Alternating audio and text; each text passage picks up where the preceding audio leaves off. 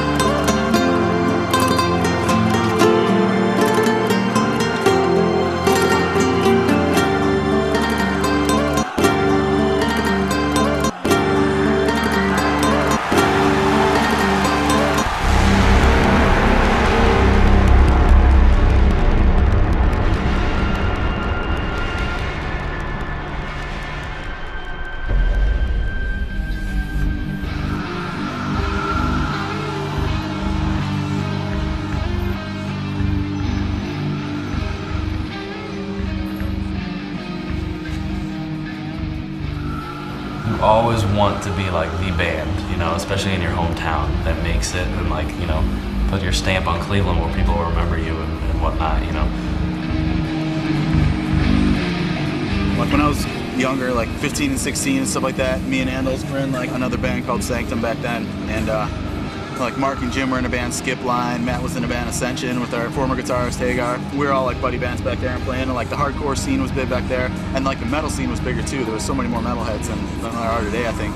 When you play a show today, where are all the like 16,000 people that came out and saw Pantera 7-8 years ago, you know? It's like, it isn't really happening, so it's more of a struggle. With what our expectations were, we drowned in ourselves. We thought we were just gonna blow up. It's like frustrating because it's like so many things that you thought would happen in your life, music-wise. It's like, okay. And it's like, reality is you're not enjoying it. When I go and I listen to their old stuff, I think to myself, like, what the fuck did I see in those guys? Because, like, the old stuff is just, you know, putting it politely, it's shit.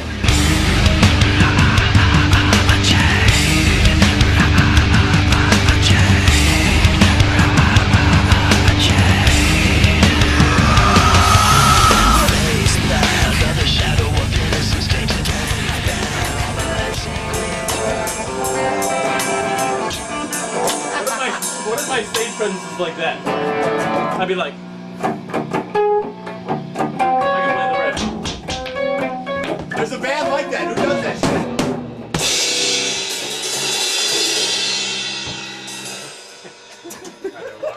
shit? That's always wrong. I still think we should walk in and be like, Rob, how you doing today? Yeah. No, we were just saying we could fucking like, Matt could come over to my house and be like, yeah, my mom said it's cool if he comes over and we'll fucking play video games at my house, you know? It's cool if you come over. I'll have to ask my dad. Yeah. It's cool though, you know, you want to stay over for dinner? They're gonna cook. That's what I'm saying, because we're still in fucking, we still live with our parents. I'm gonna go get my brother's car real quick. Parents? I'll see you guys.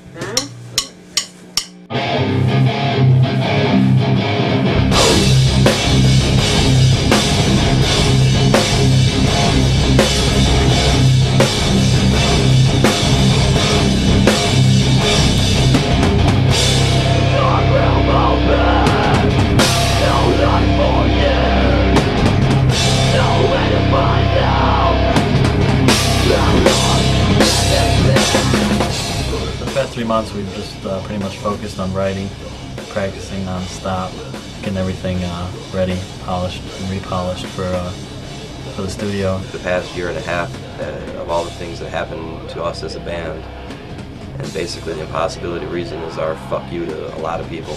The biggest thing is like we're a complete different band with everything. You know, the way we wrote songs, the way we approached the writing process altogether, the way we're tracking, the way we are recording this new record. It's a lot heavier than the last record. This one is fucking heavy. This one definitely is bringing out the roots on this one.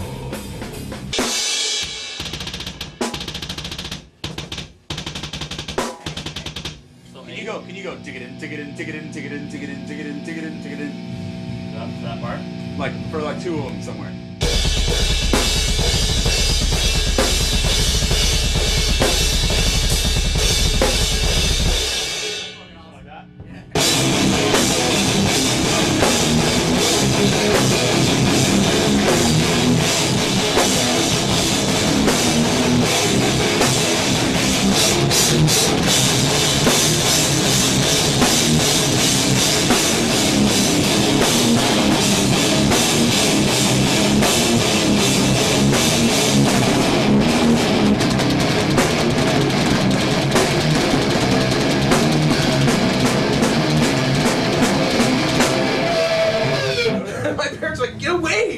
You did that double ride thing. One more time. That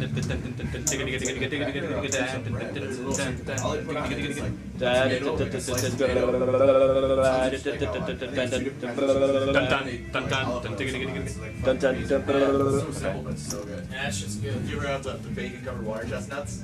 What are the songs that have the most weaknesses? Basically, it's just drumming that we have to worry about anything with weaknesses, because in the studio we can do whatever guitar-wise, you know?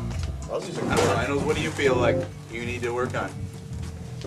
This weekend, for instance, I was on the work most on the instrumental and the new one, like the fills and shit like that. If he's gonna do that stuff, there's nothing we can do unless we tell him to change stuff.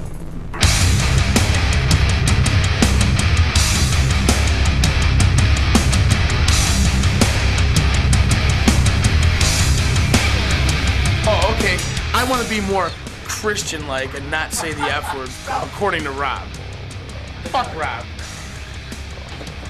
What, you're not gonna say the F word on camera, Rob? No. Sometimes I just want to beat his fucking ass, dude. What, you don't say fuck a lot, dude? Fuck yeah. Exactly, fuck. Back against the wall forever, staring through the eyes of a criminal. Should we stop and get something on the way home? Or way to the studio to eat? I brought a lunch, pastrami and fucking salami. Get out of here, you faggot. I cannot wait to cut that fucking bunk hair. That's alright, dude. I can't wait to get you on a workout program. Dude, we will not work out. It's too.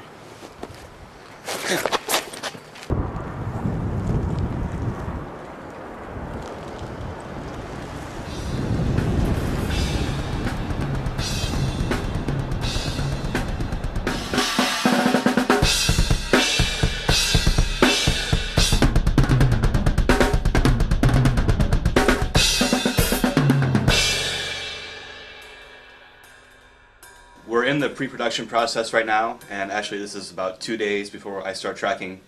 So the full band pre-production practice is over, and basically I'm just making sure everything that I have is tight, because you know I'm the first one to go in, and nothing else can happen until I finish my track. So everything's got to be smooth.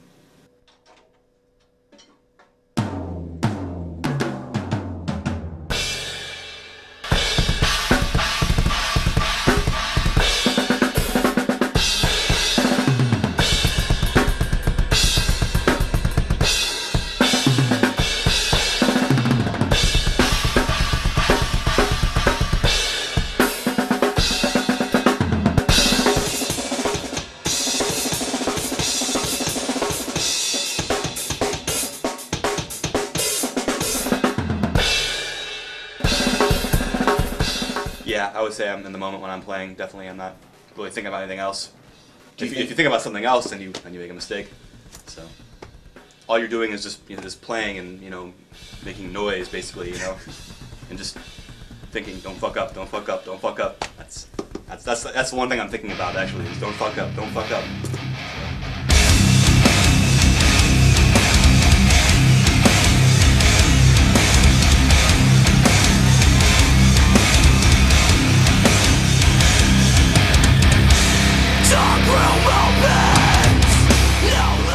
A band that sells 100, 200,000 records to a major label is a failure. To an indie label, it's great, you know what I mean? And there's bands that build their career on selling 100 and 200,000 records. It took us so long to get signed, so when we did get signed, we thought our careers were set. Like, we thought that was it. From here on out, we were going to be loaded. We could go buy houses and stupid things just because we didn't know better.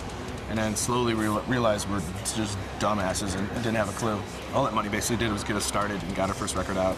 And then we realized after our record came out that it is difficult to sell records, and it does take a lot of time, and does take more than just throwing the record out in the stores, because people have to want to buy it. Just so much involved, and we learned that firsthand because the first record didn't do all too well. Like the last record, we're like, oh, we should throw, this kind of song in, for this kind of crowd, and this kind of, like, why are we doing that? You're young though, you want to please everybody, and you want the label to be pleased. And I can't even listen to Pass Out because of it. I just don't think sonically that first record sounded up to scratch for the kind of record they needed to make. It's not like I hated the record when they delivered it. I mean, I never liked the way it sounded from the beginning. Pretty much it's safe to say these days that just about any record label, if something's not happening after 2 records, Ben gets the axe. It doesn't happen right away. They move on to the next. It's a really scary business, and that's why there's so many one-hit wonders these days, so many faceless bands that you don't hear of again. It's just not fair. They're messing with people's lives. The first record failing was our fuel to make this record better. We wanted to make it heavier. That was our initial thing, was to make the heaviest record we can, and then we just didn't do it on the first record. They love adversity. They don't love it, but they respond well to it, which is that's a true test of good, character right there. Getting a second chance, we didn't think we'd ever get a second chance of recording another record, I mean, so many bands are fast food now and get dropped. And I personally fought here to do another record because I believed in the band. I knew that the best was yet to come. So fuck you, this record's for fucking 6 people right now. That's it.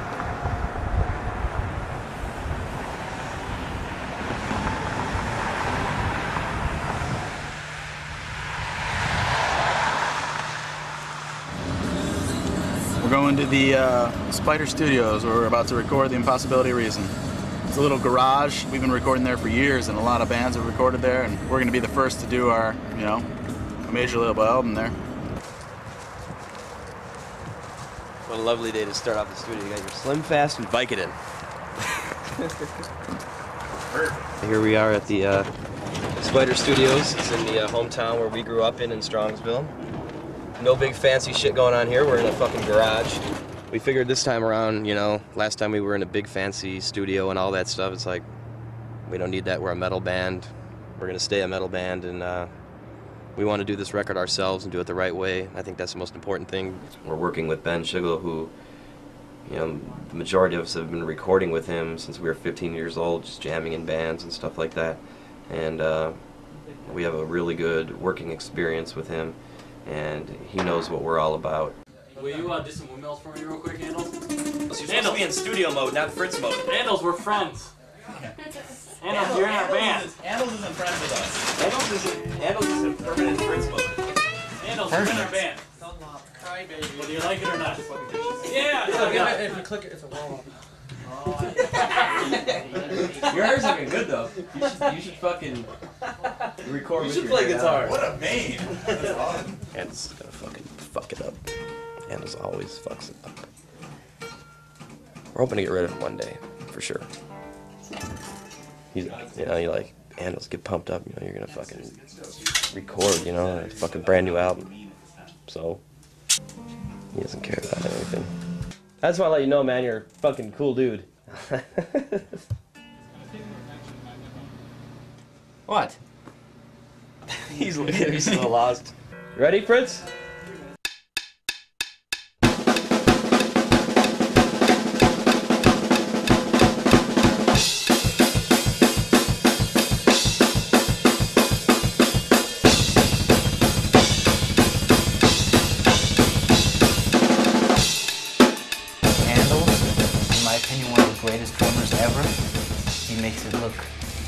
easy as hell when it's difficult as hell. Anything we ask him to do, he can fucking do it. Sometimes we joke and call him Vishnu because he needs his extra arms to come out to play some of these things, you know. Great drummer. Another funny guy. He walked into a McDonald's in France and asked for freedom fries instead of French fries. that's pretty. Like I wouldn't expect that for him. You know what I mean? And he said it with. Apparently, he said it with anger. And he's like, everybody in my country is taller than you. He's the guy that no matter what he wants, won't get his way. It could be down to like ordering a T-shirt. Everyone's getting endorsed by a company. Everyone pick out their free shirts. Of course, they won't have Andel's shirt. That'll be the only one that doesn't get delivered. His double bass is out of control, man. I don't know how he plays the stuff he plays, and he wasn't playing double bass ever just like linearly. Like it was always like weird like patterns, and that kind of stuff's hard, man. Like, and he's always like the dude like, you know, we're picking bunks to sleep in, or when we were in the RVs, everyone's picking out their plays. Of course, there's none left for Andel's. You know, because he's the dude on the floor, and it's like, why is that? You know, like he definitely nailed it. He would pretty much play his tracks and like might have like one little mistake here or there. You know, like he was pretty much like on it. He's probably the most talented musician in the whole band, but like he's just left out in the dust when it comes to everything. You know, but he's definitely without him, we wouldn't sound as good as we do. You know, like his drumming is just impeccable. You know, I'm not happy with my playing right now, and I want it to be like way better. I don't think I've improved. Probably since I left school was the last time I practiced a lot, and I think I really got a lot better. And I think in the last 5 years I've just kind of remained the same, and I want to be better. You know, I don't want to be the same. I think if you're not getting better, you're really getting worse.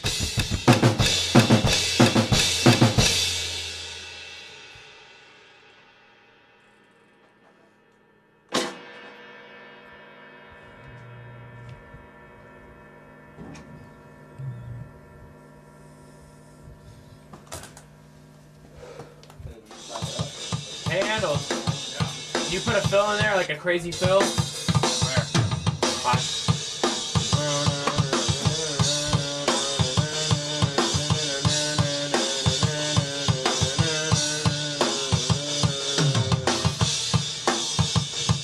Something right there that's like 5-year-old. and then like that third chorus comes in. It needs to be the be-all end-all chorus. You know, it's like. Just think when you're playing live, you wanted to improv to impress. You know, just improv. Go. Like how you would feel like getting bigger. You know, like how our guitars are just getting heavier. We're playing harder and shit. He's screaming fucking louder and shit. What are you gonna do to like, you know, if we're playing this song live, to fucking just pump it beyond belief. Splash.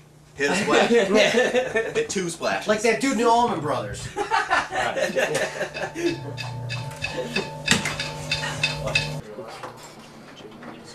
I like to talk about chicks that have big tits and big cunts and fucking Christies, and also I have the Gene Simmons fucking Kiss fucking mojo, you know? Yeah. You know, just... I don't think we have enough time to talk about Jim. Here, when you just put the back in there. So in this section of the video, we're going over Jim's bass sets, talking about maybe not even having to play on the record. He's got an ego, but it's a healthy, humorous ego. You know, it's not like an ego where like, I need my own room. I mean, he's not like that. It's just funny because he's the kind of guy that'd be like, you guys would suck if you didn't have me. I wake up at 2:30, 3 o'clock in the afternoon, and then my day starts, you know? I left off where I left the day before, you know? The Impossibility of Reason for my bass playing has been a lot harder than I ever thought it would be, because a lot of our stuff now is way more intricate than our last stuff. No. Okay. Bum, bum, bum. See right there. I know, I keep on fucking it up. Bum, bum, bum, bum, bum, bum, bum, bum, bum. There you go.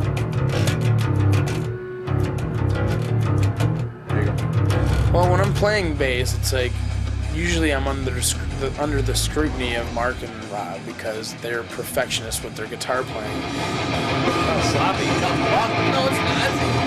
It sounds terrible. But it sounds fucking, that's not sloppy. Yeah, there's no clarity in there.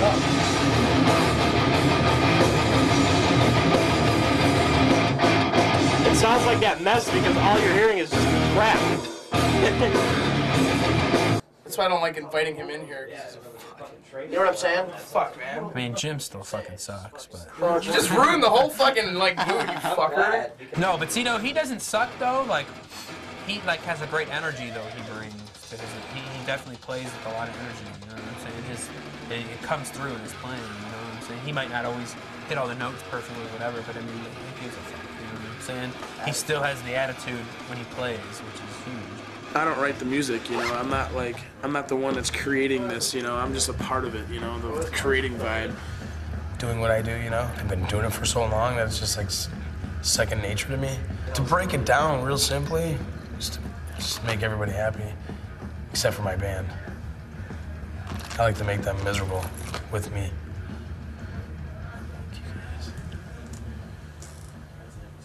All right. So what then we do is... Check this out. We can go. You know how we came out of that part? Out of the middle part? We can go. With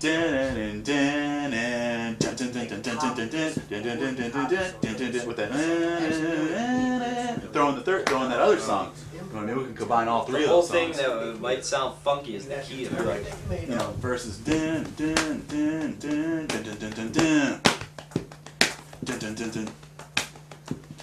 See what I'm saying? So the chorus is, instead of like flowing into a chorus like we do every song or whatever, it's just like a big breakdown where you can be like, come on everybody, grab the zippers of the guy next to you and pull it down.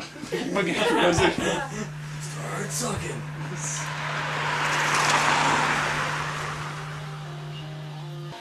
Rob obviously is a master at riffing and very meticulous, would be a good word to describe his passion for playing and writing a riff and where he thinks the band is going, where the band should go. And if they say I'm the leader of the band, I look at it as like he's the left side of my brain. You know, like I can't do what I need to do without this side of the brain telling me what's going on, and it's vice versa. Now, the best part about writing solos for me is knowing that I'm going to be able to express myself through that part. Like even a riff that I wrote underneath it, whatever. Like I envision what I hear over it, and then I get the chance to do that and like wail it out, and that's cool. Like even just watching my idols on stage and stuff. Just doing that. It's like, damn, I want to do that. So now I'm getting the chance, and I'm with this album a lot more. We're doing that. We're going back and trying to bring back solos and stuff like that. And I want them to be cool solos too. Just like I hear there's dudes that are 600 million times better than me. They can just shred everywhere and stuff like that. But I mean, all they're doing is just shredding and stuff, And I want to make my solos like stand out and like be like, kids are like, that was cool, It isn't too much and it isn't too little.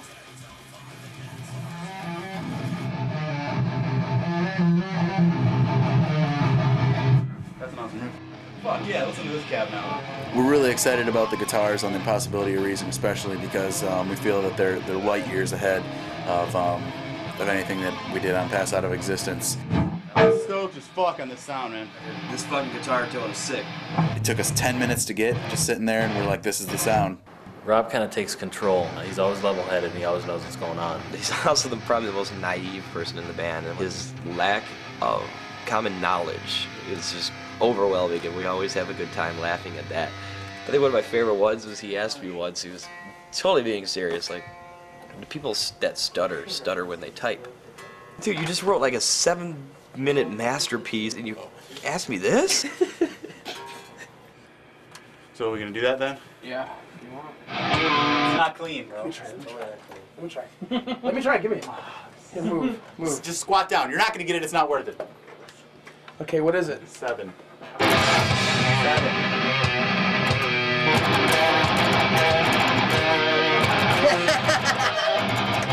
Wait, what is it? My biggest dream in life is to be successful through my music to the point where I don't have any worries. I'm not talking about being filthy rich or whatever that. I don't care about exceeding luxury by any means, but I want to be comfortable, and I'm hoping right now that music will be able to do that for me. This one, Rob's been working hard. He's done a fucking phenomenal job writing all the songs. He definitely was tailored to be in a metal band.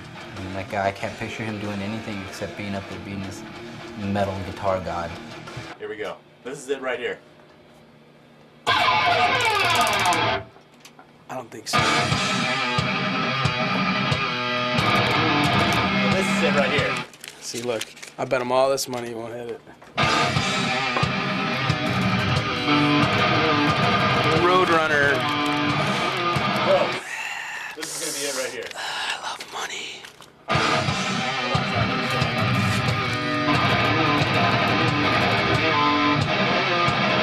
Oh, you cut out too early. Ah, okay, my bad. This is gonna be it right here.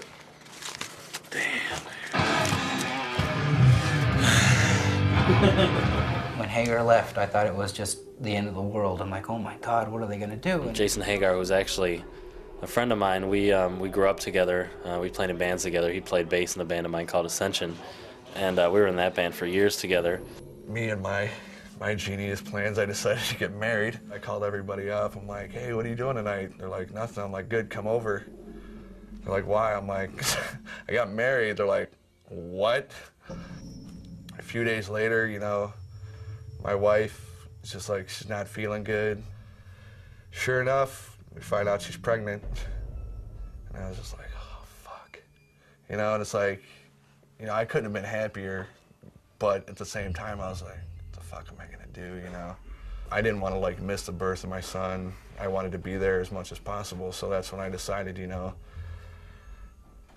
I pulled everybody aside, and I'm like, I can't go back out on the road. Like, I was, like, talking to Rob, and he's just like, I mean, do you honestly think you'll be able to go home for a little bit, like, take a leave, and then when your son's born, be able to come back and, like, go out on the road and, like, leave him at home? I'm just like, no.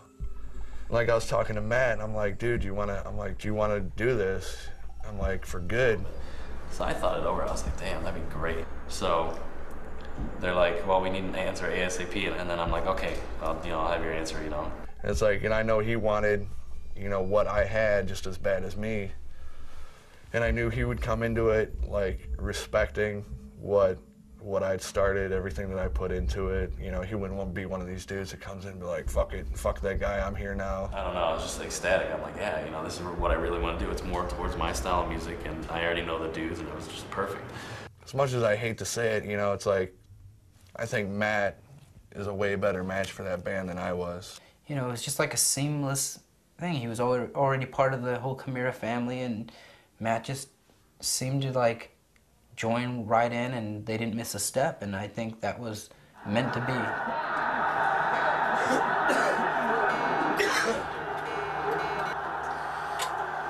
Alrighty, close enough for metal.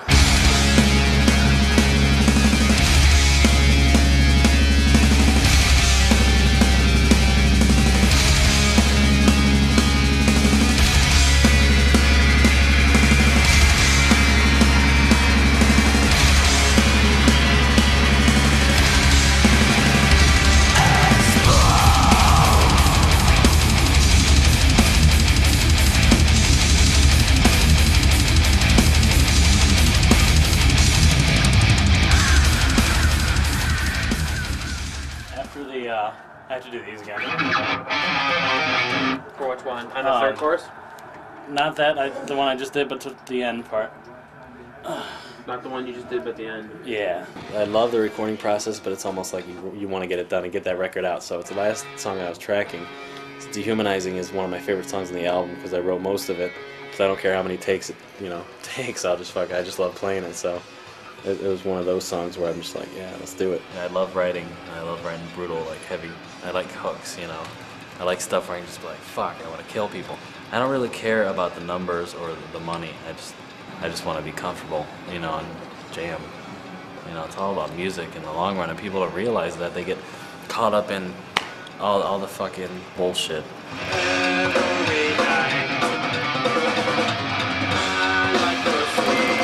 And I appreciate everything.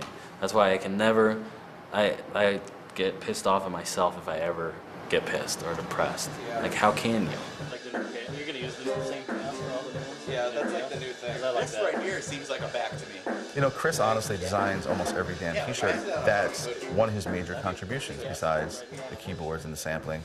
This one, there's like so many fucking ideas.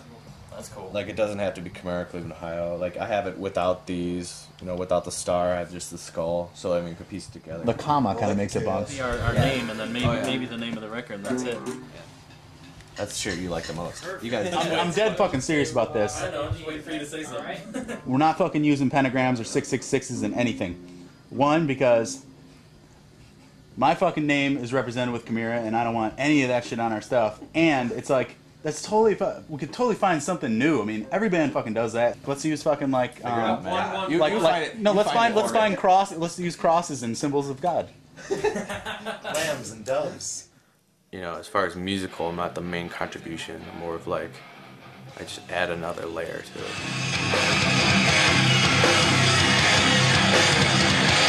I don't even know if you want to call it samples now for this record. It's really hard to label it. I don't know what the hell to call it.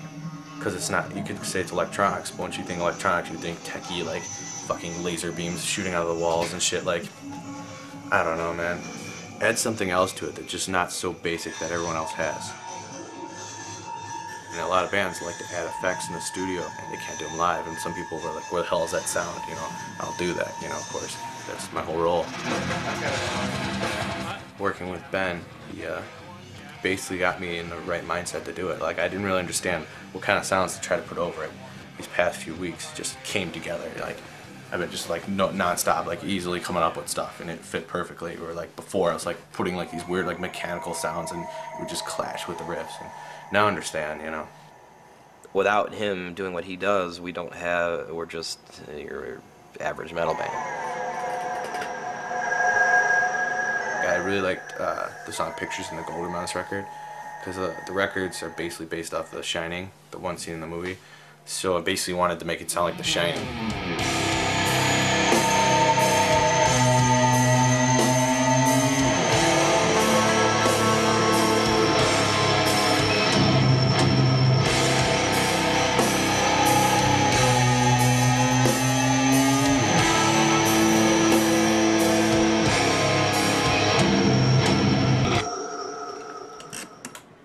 I'm the fucking boss, man. Mark's definitely the leader of the band.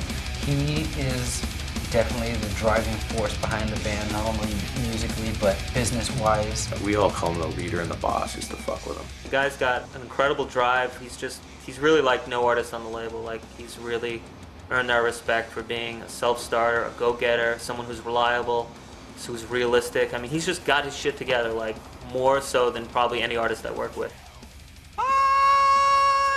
I'm worrying about 5 people in the band. I'm worrying about a personal life. I'm worrying about if the management's doing the correct thing. I'm worrying about the label's doing the correct thing. You know, like, fuck, I'm thinking of the next step. You know, what's going to be the next step? And then Jim will come in and ask me the most dumb question I've ever... I'm thinking about something. Go to work. You know, like, I'm that dude, you know? I'll hate him at first, but in the long run, I'll be like, that was a good idea. If you can get like a good take, you're set. That's like the most important thing, is just getting like a good take.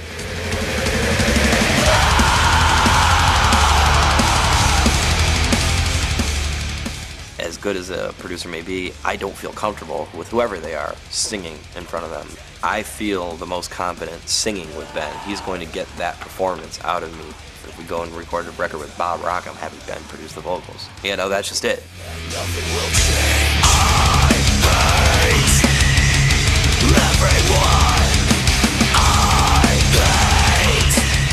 There's no grand scheme of things, there's no plot, you know.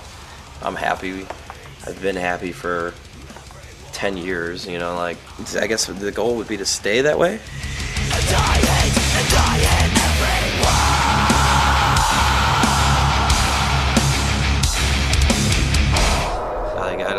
We'll see where tomorrow takes me, you know, like, I have no idea.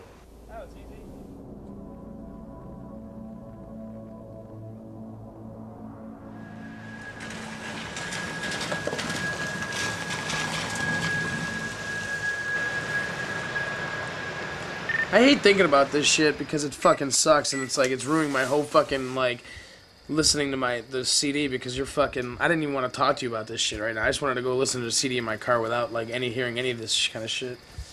I guess we were arguing over whether or not to put a lighter, super radio-friendly song on the record. Kids are getting Chimaira tattoos, like tons of them. They're getting them on their neck. People drive from Texas and Washington to our shows. We're starting things out like Metallica. The beginning of the fucking band, it was there. The singing was there. Pass of an Existence had fucking Mark singing on it with like a bunch of different stuff. Like, I hated everything about the song. I hated the way it came out. I did not want Chimaira to represent anything like that. We're never going to have huge radio success, so we need to concentrate on show success. And that's what I'm saying, where if we have bunk songs like that on the record, it's, you know, that's only going to make our album 70% good then, or 80% good, or whatever. Why not have 100% packed with head-banging material that are going to bring kids to our shows for life and make them lifetime career bands? Because we are a brutal band. We're not trying to cross over and be like, have a couple songs on the radio and not, well, at least I'm not trying to. But I just can't stand that shit. The light stuff. I don't even like singing in songs or with my band or anything like that. I want to be a brutally heavy band. And I told myself before I recorded this album that I wasn't going to go out like that, like I did with Pass Out of Existence, where I pretty much kept my mouth shut, you know, about the game we had. But I don't want it to be like that this time. You already came in with the frame of mind, okay, we're going to write a couple radio tunes. If you guys are dead set against it as a band, not saying you are or you're not, and that's up for you guys to figure out, right. Because 4 of you guys might be like, fuck, I want to play some mellow shit, some of you might not. I don't know. But then say, fuck it, we're just not going to do it all together then. Let's just write our heavy tunes and not do that. And that's got to be what we do, but you have to maybe accept the consequences that... Exactly. Because he wants to sell 500,000 records. Right, which exactly. I know, that's cool. But you don't. You want to do it not writing radio tunes, which is not. I'm not saying it's not possible because bands have done it. I probably going to go out and listen to it in my car for a little bit. That smelled so good, Tony. Oh, you brought cheese over here?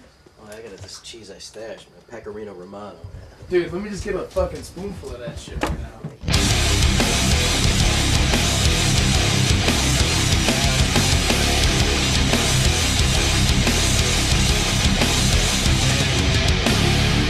You guys want to bill yourself as like the next Slayer or Pantera, you're not going to get to that status for another 10 years. It's like, you're in a catch-22, dude. It's like, you know?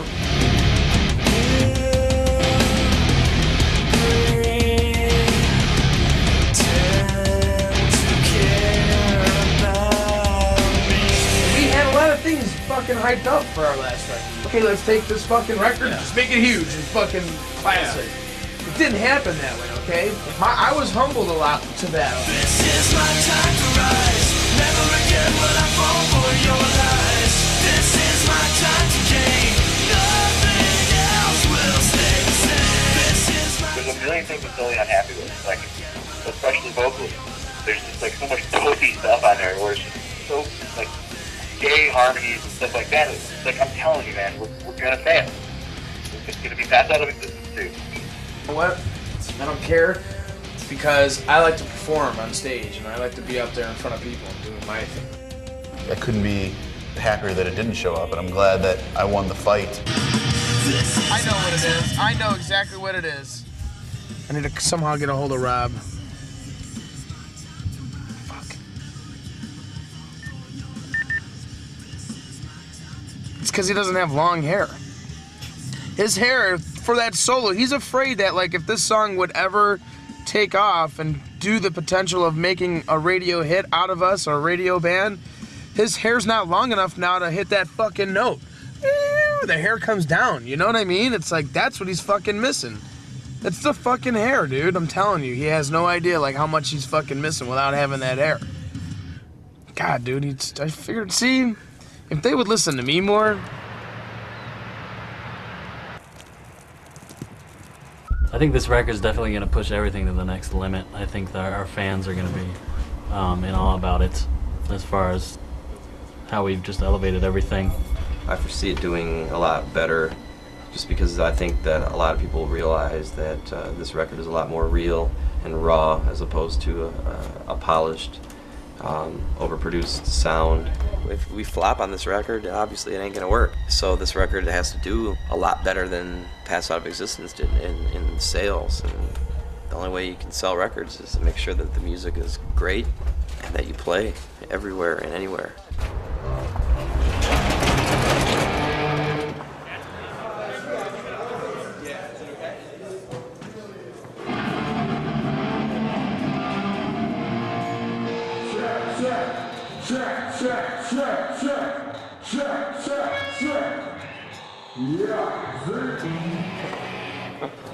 All set. All right, cool. That's a lot better. Tuner? Christmas is here. It's time for good cheer. Give me your beer and I'll fuck you in your rear. Our Christmas show is always our biggest show of the year, so I'm so psyched about it. I've heard good things. I think a lot of people are going to show up, and I think it's going to be our best show yet. Right when doors open, we're going to be doing a meet and greet and giving away a ton of cool Roadrunner and Jägermeister stuff. Who they hooked us up with tons of cool stuff for all the fans, and we're going to be sitting there, you know, signing whatever, hanging out, meeting everybody, taking pictures. This is your Chimaira kid right here. And this man, the man I've wanted to meet for so long. Without any of our fans, what the fuck is the point? You know, when you say like you make your records for yourselves, obviously you're not like excluding your fans, you know, in any way, but you know, like, you know your fans will be stoked if you're stoked. Chimaira rules. Fuck you.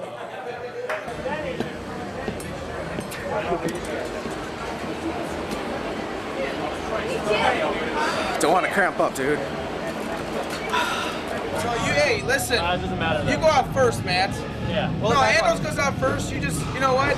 You don't even get to go out. Just start silence when we're all out there, whatever. We're excited about the show on the 22nd because it's our annual Christmas show. You know, those are always a lot of fun. A lot of kids come out and support it every year, and it's just always great for us, and every year it gets better and better. And so, you know, we're hoping that get the same kind of reaction this time. We're going to be playing a ton of songs, mixing it up, older and newer stuff. It's going to be a great time.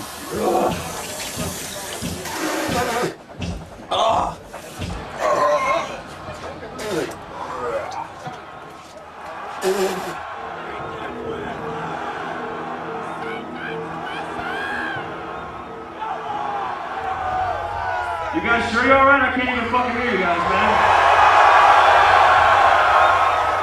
Here's the fucking deal tonight, man. I'm not gonna waste all your time sitting up here fucking talking out of my ass. What we're gonna do is play a whole bunch of songs for you guys. You guys enjoy yourselves tonight. Here's the little shit for you.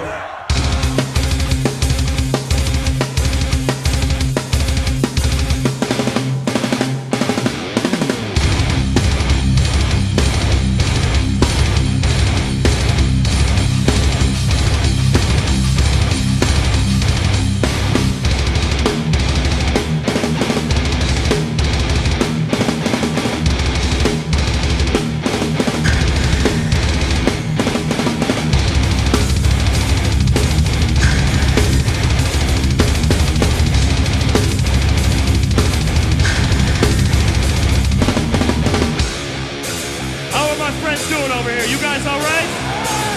Amazing. You guys fucking ready? 1, 2, 1.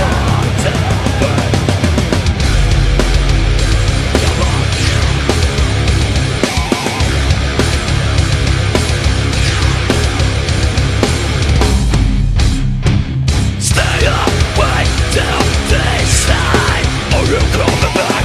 Is this my sanity? Looking for you. Oh, is it the same? Tell me I can't take your place. I will never say you never flee from me.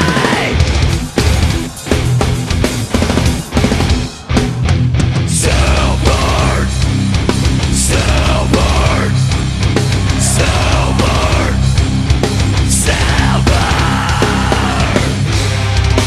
Lead fucking drums, Mr. Angleteric.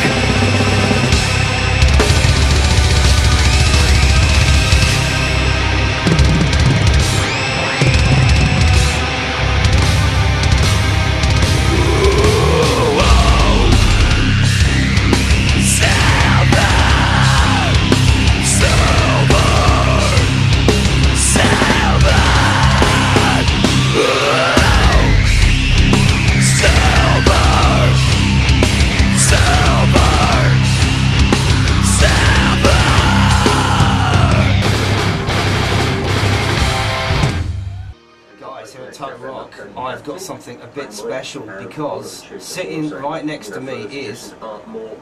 I'm Jim. And I'm Rob from Chimaira. Hey, he's got Chimaira here! Well, now, as I was saying, the new album came out and it's just like a breath of fresh air. Because you play something no one's ever heard of before and they're just like, listen to this, you know, it's all cool. When I played Chimaira and I whacked those tracks on and said, like, check this out, it's brand new Chimaira. And people go, this is Chimaira, because when you listen to that album, The Impossibility of Reason, when you listen to the whole thing from start to finish, I get the feeling that it is a very, very personal album for you guys, and there is a lot of stuff within you that you unleashed out into the studio and those sessions.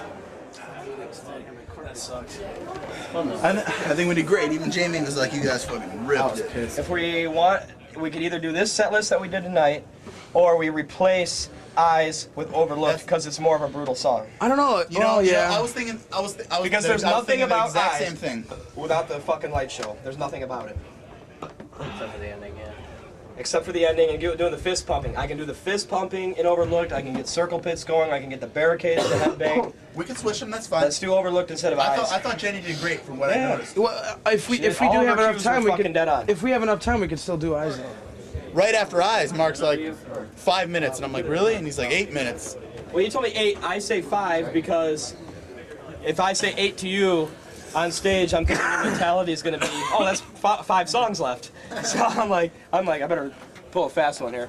Say 5. That way, you'll think that's 2 songs. Yeah. Well,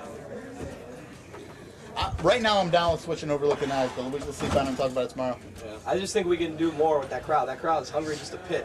Eyes, it was a slow point, except for the fist pumping, but the song, especially how slow Ann was playing it tonight, was just like, by the second chorus, I'm like, oh my I fucked up the solo because it was so slow. Because it was so slow. I heard. Totally, man. Everything was smooth, dude. Don't worry about it. It was great. There's just a couple things, but I'll go on stage to help you tomorrow. on the fly, dude. Well, no, the problem is on the fly, it's cool. I don't mind helping set it up. the problem is that fucking one band went over fucking 5 minutes and it came out of our fucking changeover in our set time is what fucking happened. Yeah, better day tomorrow. Chimaira.com. I should say that. Yeah, we all got girls. We'll start drinking. I don't mind. See, because I could make you a brown eye, but if you make me wash my finger, it might not be It might not the taste same. the same. But you'll never know unless you try one. They are good. You gotta. Can't look though. There's a mastery to this. This is an art. Trust me on that. Get the spin, catching that. You gotta get that, because that's just crucial shit right there. Check it out. Check out the Do you know where that's been? You don't want to know. See, that's why it tastes so good. Should I just grab one or should I help pass? We should help pass. All right. You don't have to have one, man. I just want to. I'll just have one. Right. I'll be a sport. Wait, have this one. Just a buck. What's going on with the? I don't know. Yeah. Someone told me there's some shit on the website. One of the best drinks on the road.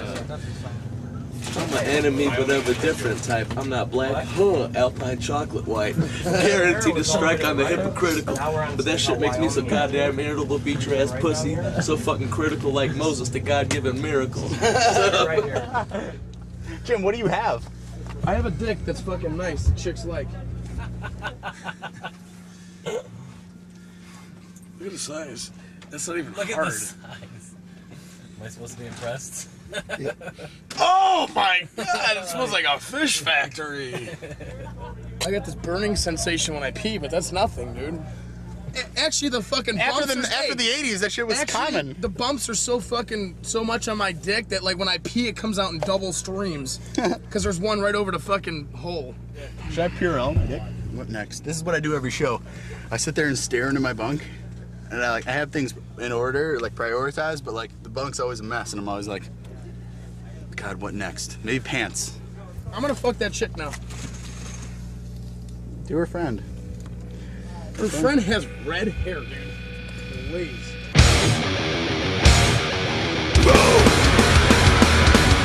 Getting back on the road is like everything that I like to do, being on the road touring. Face to face, but I'm the worst. This is the top of image. You're face to face. I don't care a lot for the traveling. I don't like being away from home a lot. I like being with my girlfriend. I'm a home kind of guy. There's no role of me. Like I toured with Slayer, you know what I mean? I toured with Danzig. I toured with on some pretty big tours, Machine Head, Fear Factory, you know? I want to be fucking old and decrepit up on stage and still fucking doing it. I just like hanging out. I like having a good time. I like going out every night. I almost get antsy when I'm home, even when we're writing the record. I just want to play every night. I want to be on stage every single night.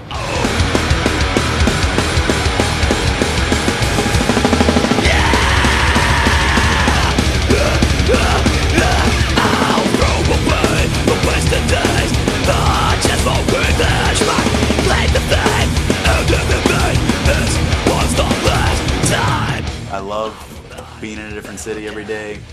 Playing the shows is awesome. Just meeting a ton of cool people all the time. I just love the freedom of that, you know, not having any normal like home sort of responsibilities.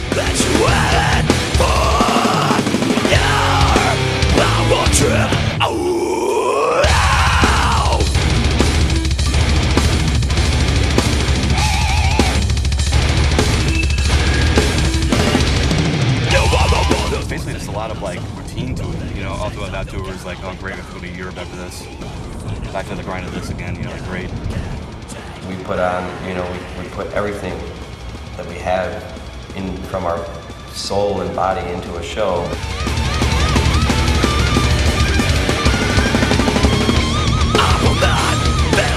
Because there's always like this lingering sense of like, I just don't want to do this.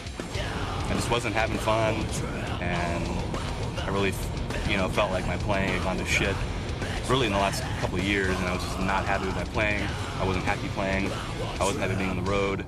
And it just all built up. You know, I've been like stuffing it like away for so long, and I was like, I'm done. You know, I can't do it anymore.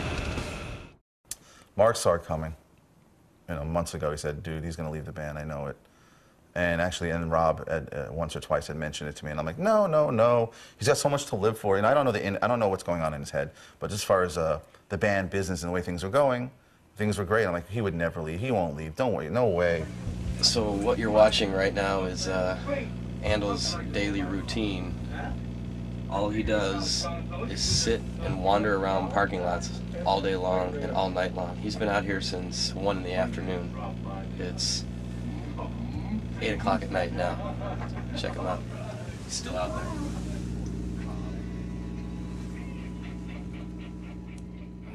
I've always kind of felt like, you know, square peg in a round hole.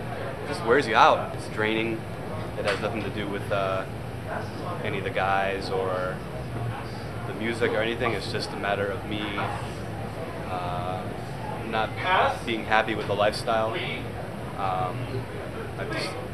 It's become a struggle just to get up on stage and play every night. I'm leaving the band, and basically I just feel kind of like it's time to move on, do something different. I figured, all right, well, I'll call our manager Scott and just talk to him and tell him how I feel. And like instantly when I started talking to him, I was just crying, you know, because it's so like emotional for me. And then when he called me, I was like, you know, wow. I was really stunned because the band, this whole record cycle reaching new levels, new heights. I'm like, this is the worst time to leave a band. There's nothing I can say that's going to make him want to stay. You know, it's like, what can I offer him? You know, if he's not happy, he's not happy. There's no way to make this situation right. So I asked him, you know, not to tell the band that I would, just in case someone took it the wrong way right off the bat and, you know, made it worse for him. I think Andel's over the past 2 years, 3 years, has been completely brainwashed and has been force-fed, like, her fictional facts about why he shouldn't be in the band and why it's so terrible. It makes it miserable for him to be on the road by calling him every day and telling him, oh, I miss you this, I miss you that, oh, you're not making any money, just giving him a guilt trip, all that sort of shit. And he's been fucking brainwashed. He's always been a weak, spineless person, but I've fucking loved him with all my heart, even though he never fucking called me or talked to me or do anything. But I've watched him fade away like a fucking heroin addict over the past 3 years, but in a different sense, in a love sense, a fake love sense that you're gonna realize when she breaks up with you that you're gonna have a million girls in your life and that was just one in the fucking basket.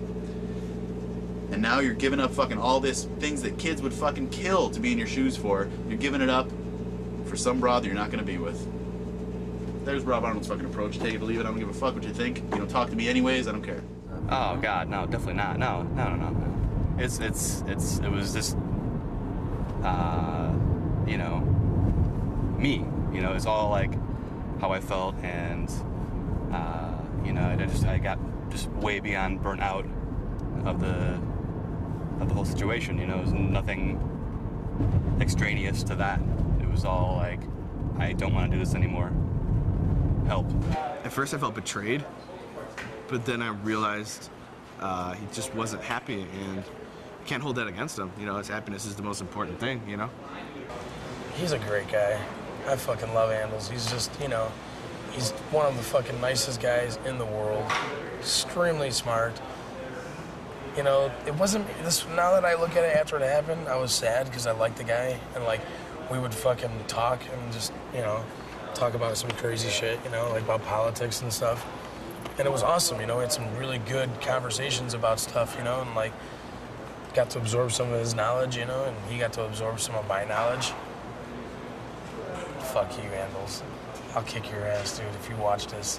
No, I love Andles. You just better hope that you better hope someone fills your shoes before you gotta go to Europe. I mean, there's you know, a lot of good things, like you go out and you perform and people come to see your band like in all over the country, all over the world, and that's amazing. But I guess it kind of takes like a special kind of like nutcase, you know, in a way to truly like love it and do it. Let your hair down and fucking do a couple shots, man, and just like see where the night takes you. You know, Andles would never try that stuff because I guess it just wasn't for him. And I still believe that had he indulged, he may have found some like in it.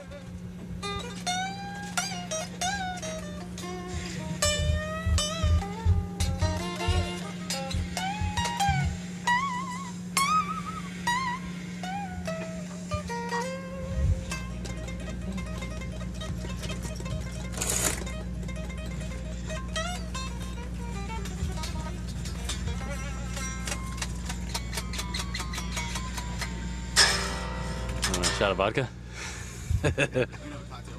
All right, cocktail? All right. Ice cold beverage. Cheers, buddy. Cheers. I like half-hour sets, just because you can give it like 110%. Yeah, I felt good. My neck doesn't hurt today. Non-stop, neck feels Well, good. It doesn't feel as good as it could, but it doesn't really hurt. Matt, Yeah, what is hour sets like tedious because you kind of have to like save your energy for the whole set, and you know. What is it that you like about touring, Matt? I like the shows, the drinks, the company. Rob's good at writing and structuring songs. I think I'm good at writing riffs. Hey, check out. I'm not a great song structurer. Is that a word? Okay, check this out. Look at this vocal pattern I got. Play this one.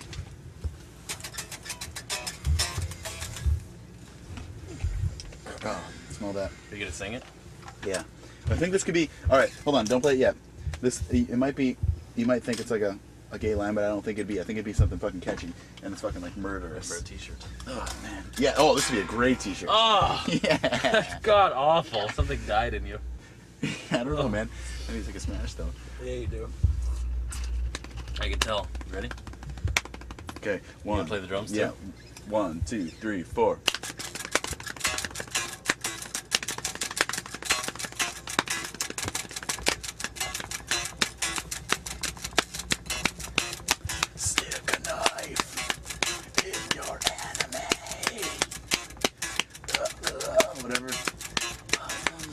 Whatever, keep going. You know, the catchphrase. Stick a knife in your enemy. You know what I'm saying? Like, Yeah, that's stick good. a knife in your enemy. That's good. Is that Fucking about Hammer then kill one him. night in Chicago? Yeah, yeah. Our drum tech is stab somebody. Okay. What's your favorite thing to do in the back lounge? Ponder about where I'm gonna go take a smash. No, my favorite thing to do. My favorite thing to do in the back lounge. This is gonna be sad to hear, but is play Halo. It's not the answer I was looking for. Yeah, we won't go into that one. I got it. You don't Alright, let's lose the dog and let's do some of that with the dog. You want to give me anything like, kind of like, you know. Give me the other one again. Right at me. Peter? We are a working force, so we didn't want to disappoint anybody and cancel any touring plans. We wanted to keep moving forward on touring on the Impossibility of Reason, so the immediate thing was to try to find some drummers that might be interested in that could handle the duties and play. We wanted to get it done as quick as possible. We're not stupid. We know that there's plenty of people out in the world that can play this stuff. It was just trying to find the right guy that had the right personality and could play all of the stuff as well. Basically, we had to make a choice between two drummers. We had Ricky, who was in Soilwork, and a recommendation from Kerry King, who was Kevin Talley. He was the only guy Kerry could see playing for Slayer besides Dave Lombardo. There was no reason we shouldn't have taken this guy, but like we had already known Ricky pretty well, and we always thought he was awesome, and something inside of us, we're always like, man, I wish this guy was our drummer, because he had such a passion, and he like exploded when he was on the kit. And so it was just basically a choice we made based on a gut feeling. Hey Rob, this is Ricky. I need to talk to you guys later on. If this is still on and so on, I'm going to be over pretty soon, I hope, to rehearse with you guys. So I'm ready to go.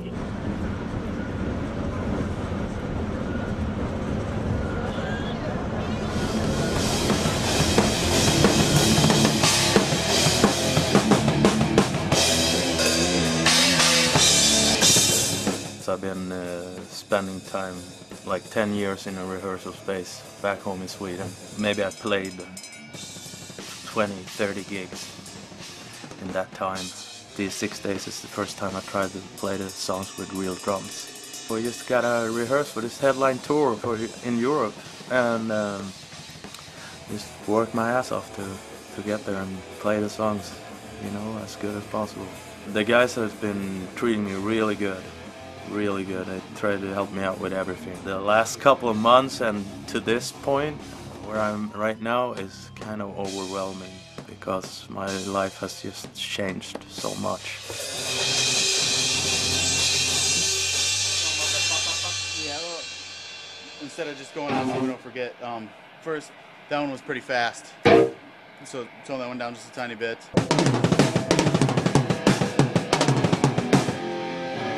Are you okay? Hey, yes. You got a beat. No, I'm okay. It's just, I just want to do something good right now. Do something good? Yeah, like, just feel that I've done something. Dude, you're doing fucking awesome. Stop it. But listen, man. Yeah. Do you understand what it takes to come in here and do exactly what you're doing? All we're doing is being like, you got the skeletons fine. It's just the fills a little bit here and there and everything. Dude. Do you sing? What I'm just trying to... Of course, but like, there aren't many men on earth that could come in and play the songs like you're playing right now, I mean... No, you gotta have... It's unbelievable, man. We're beyond impressed. Every time somebody asks how's the drummer, I'm like, fucking awesome. I just want to do it, make it sound good, and not right now it sounds like... You're really good, because this would stretch out. It's gonna get better. It's the fourth practice, fourth practice.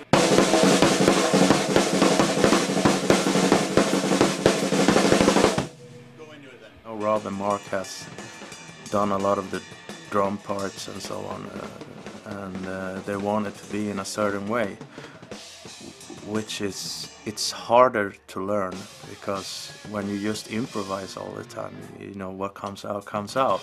But I'm starting to get into that, because he tries really hard every rehearsal. Let me just me and you play it so I can tell you when the solo starts. He tries so hard, he's so much into the songs all the time, that as soon as he hears something that he doesn't like, or it's not supposed to be there, he stops the song, or he's just very much involved. That thing right there is the thing I'm talking about. That's at the very end, underneath. I know you're trying to pay attention to what you're doing, and so you're not even listening to me, but that particular fill right there shouldn't happen until towards the very end. I don't think I have been playing the right stuff from the album. Well, like I said, I'd kind of like you to learn. It's not that it's hairy, but you get a little pet. What he did first, and then do what you want to do. Just so you know, because there's certain crashes that I want and stuff like that accent parts that I rhythm guitars over. That was in Jersey. The basic forms of the song, and I mean the number one on each beat is very important. But all these small things, I don't know, it's gonna be hard to remember everything. Sure. It's like, as long as we don't spend too much time on those small things, as long as the whole form of the song sounds good. Okay. Because there's gonna be too many I'm gonna try to remember it, but as long as we go forward to all, when we have all the songs down, I can start thinking about all that stuff. I try to remember everything. I'm a firm believer in if you practice something the wrong way, it's harder to change later. You know what I'm saying? So I'm thinking these little things that I mentioned, if you just start practicing with them, you'll remember them later. And yeah, it might come a little more natural. This conversation we're having right now, I bet you won't forget Crashes Again in that because we took time and like talked about it. You know what I mean? Yeah. You're gonna remember now because like, you know. Yeah. Because maybe I spend more time thinking about those crashes than thinking about the whole song. But let's just do it. It'd be an exaggeration, but okay. You know. Let's do it. Yeah. By the time we had to ship out the gear and everything, I think we had like 12 or 13 days for him to learn the whole set for the Europe headlining set, which is like an hour and 15 minutes long. So we had to learn all the songs, learn all the transitions of the songs, the endings, everything like that, and it was just cramming it down his throat. Ricky's just like one of those happy-go-lucky dudes. You know, he just wakes up, if he has coffee, he's stoked for the day. He's such a good person, he's got such a good heart.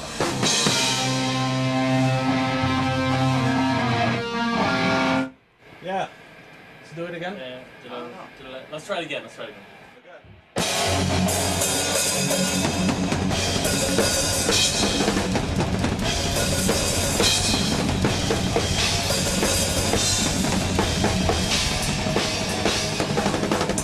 He hits fucking hard too. Like you could tell, like when he first learns it, you know, he'll just be playing it, and then as we get more and more playing it, he hits harder and harder because he's more comfortable. I think by the time we play it live, he'll just be wailing on that shit. You fall, you fall, you fall, you fall, you moving down at the side of yourself. No one to pick you up. Look what our lives have become. Down at the side of yourself. No one to pick you up. Look what our lives have become.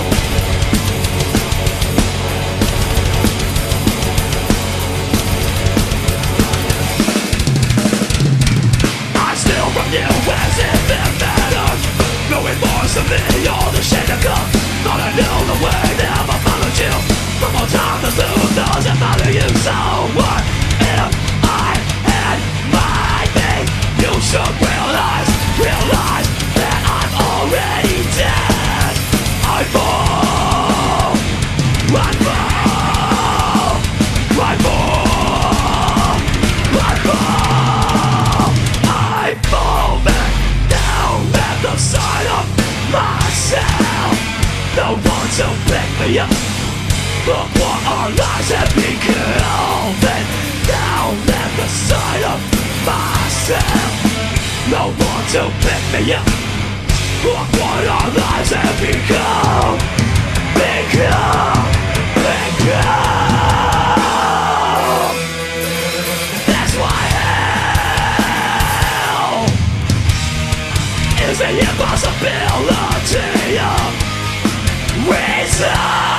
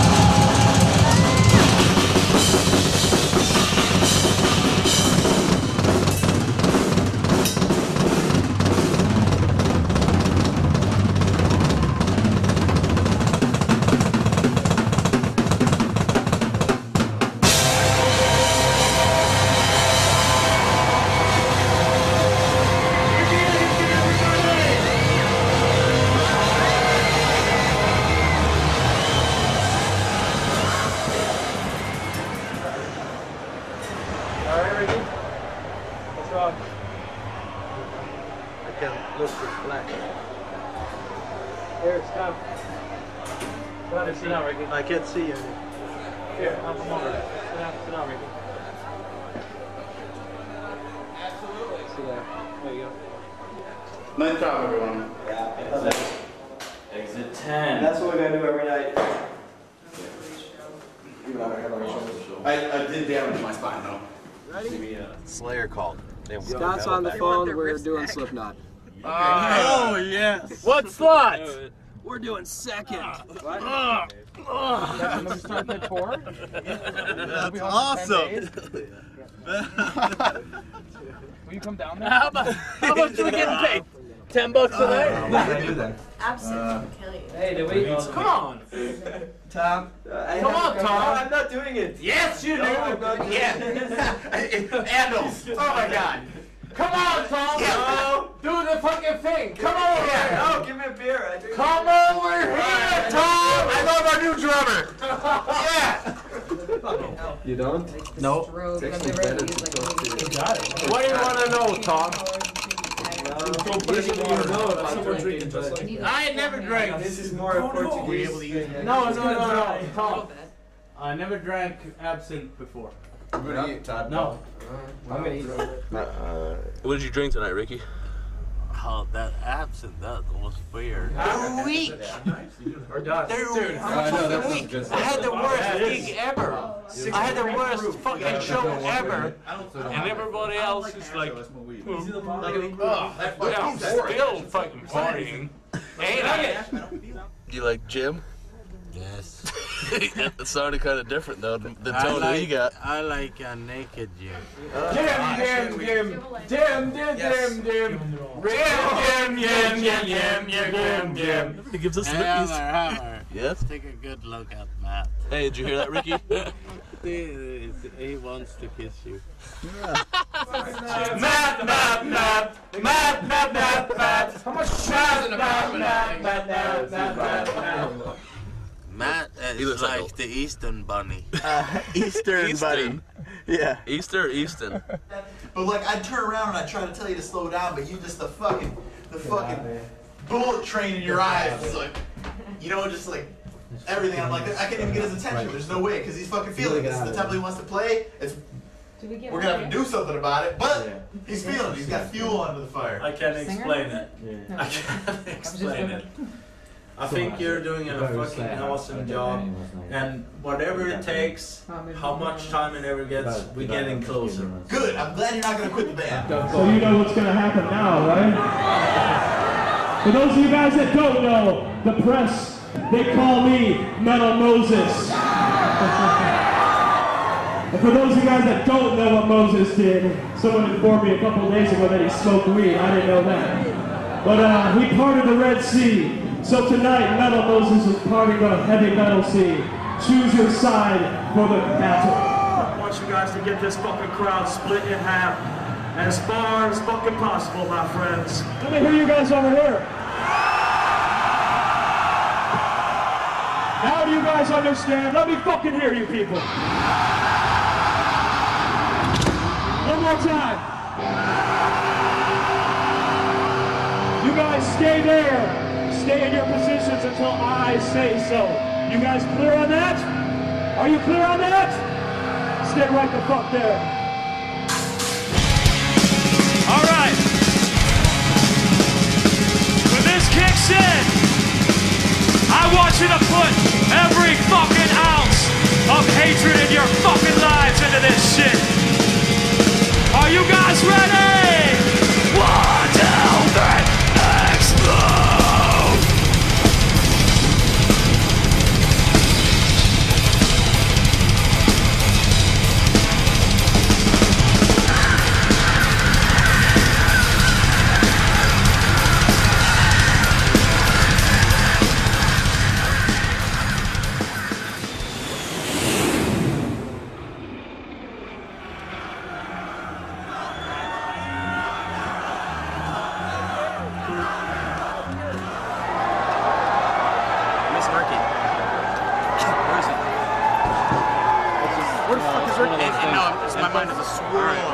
Phone calls all fucking day. I'm ready. I'm ready. Ricky.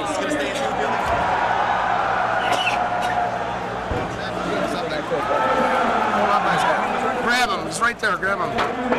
Ricky! Ricky, let's go. Just trying to give him out the grade. Let's go. And come out fucking flying. You got Ruin tonight. There's no fucking excuse why you can't have the best show you guys ever fucking had. Now let's come out there with a fucking fire. The crowd's fired up. Everyone's everything that they have in other fucking minds right now. We're here for one fucking reason. This is our fucking hometown. Why is this our home fucking town? Let's show the fucking bands what this fucking means. Alright? Fuck everyone on 3. No, fuck everyone's way better. Hate's for pussies. Let's go. Fuck everyone on 3. 1, 2, 3. Fuck everyone! See, everybody says it like pussies. Shut up, Tough. No, tough guy. I know it's because everybody's afraid to hear. Oh, fuck you. Come on. Let's go. Come on.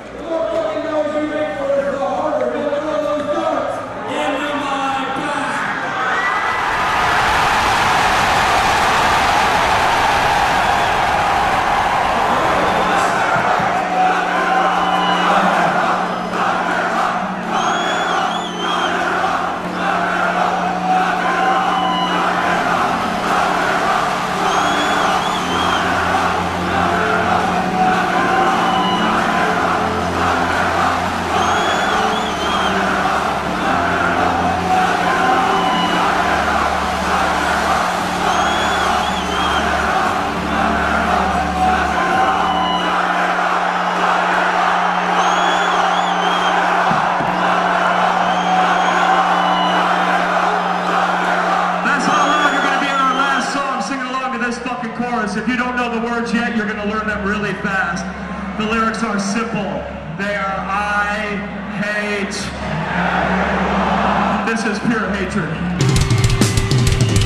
To be completely honest, this has been the best tour we've ever been on. Like, as far as crowd response, bands getting along, just I think our performance has, stepped up a notch since we've done this tour. This is the exact crowd we want to play for. This is the scene we want to be in for the rest of our lives. And this is just the best opportunity to play in front of as much people as possible.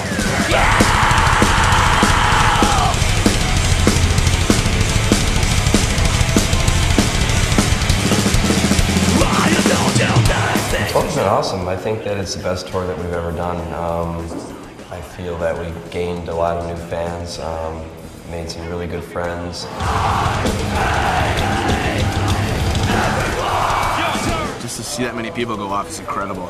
It was the biggest thing we've ever done in front of a hometown audience, and we proved to them that we would get out of the bar scene, at least in Cleveland, and make an actual national career out of ourselves, and that basically solidified it, and that we're not going anywhere anytime soon. And, we're going to leave a mark for Cleveland for as long as we can.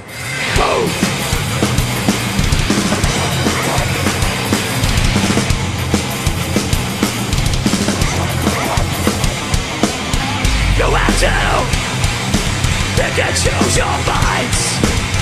You have to come out of this alive. Best time of our band right now, man. I don't even know what it's gonna be like, 2 years from now, but right now it's very cool and very, very, very fun.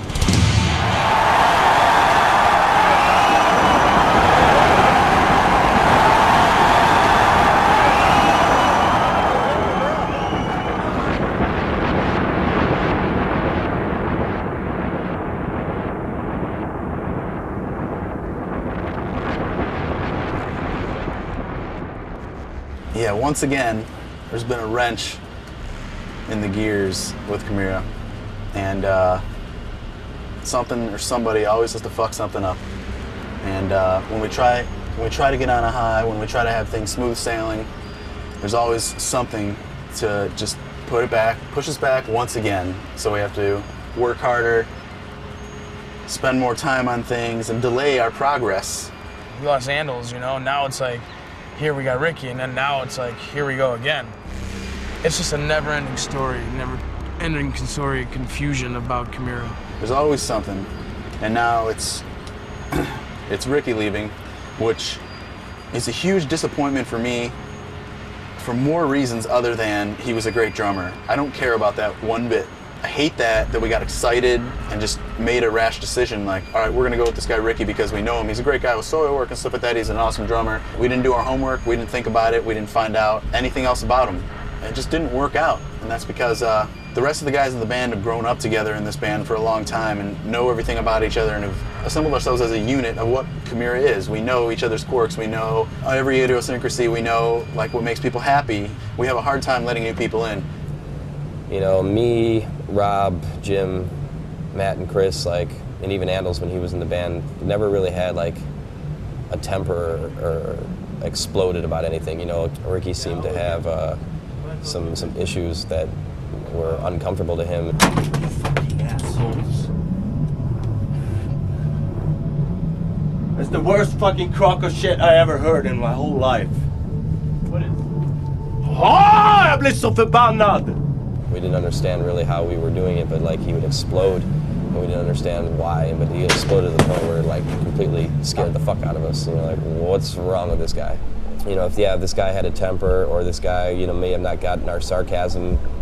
You know, he was still an awesome drummer, and you know, it wasn't grounds to like, you know, get rid of him by any means. But like when it came down to this visa and the fact that he had these issues at home, you know, wanting to be with his family. That just makes sense to like, you know, both of us just part ways right there.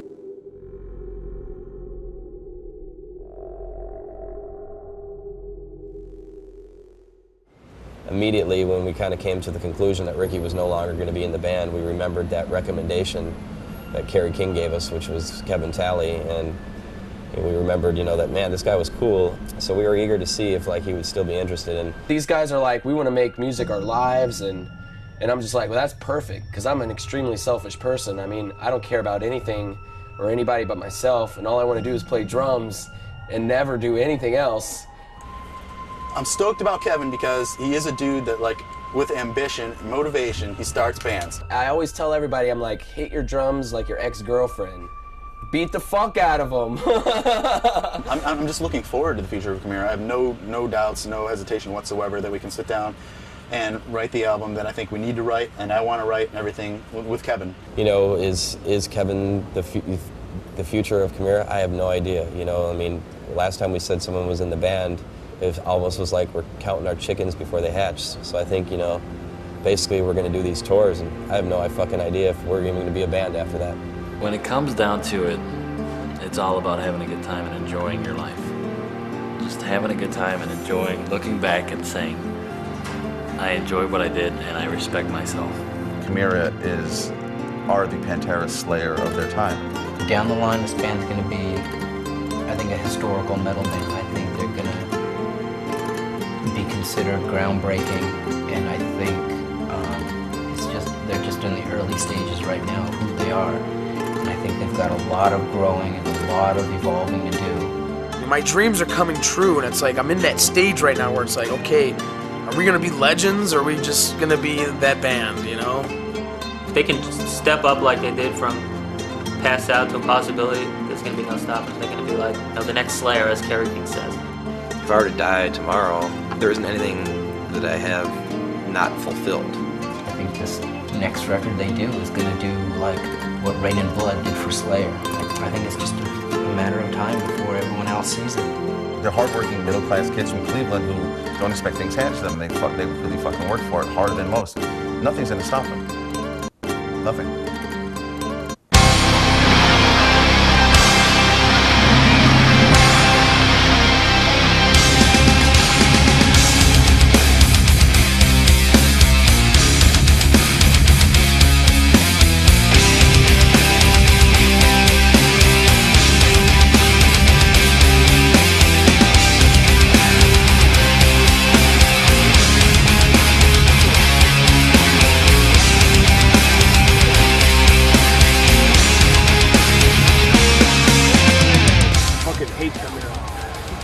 I think everyone in the band should die because there's nothing good coming from what the fuck is on stage.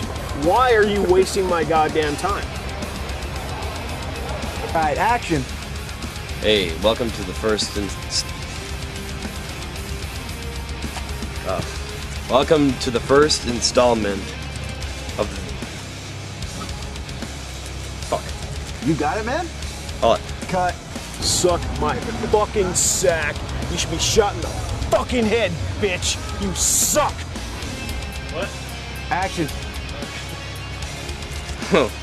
Well, welcome to the first installment of the online studio documentary for... God damn it, Mark. Pull it together, man. How do those jumps look? Dear cock, suckers. When I toured with Chimaira in 2001, they weren't a young band, but they were a great band, and they were getting their chops together. 3 years later, this band has come up to a performance level that is equal to no other. This band fucking rules now. Oh, I love these guys. That's awesome. Dude, Chimaira should be on every fucking Slayer tour. If it wasn't for Chimaira, I'd be working at a high school teaching your kids right now. I think Chimaira resembles who we were 20 years ago. And that's not saying they're going to be who we are 20 years from now, but I like what they're doing, and they remind me a lot of myself 20 years ago. Welcome to the first installment of the Chimaira Online Studio documentary, where we'll give you an inside look at the making of our new record, The Impossibility of Reason, Say with Fierce Emotion. Enjoy.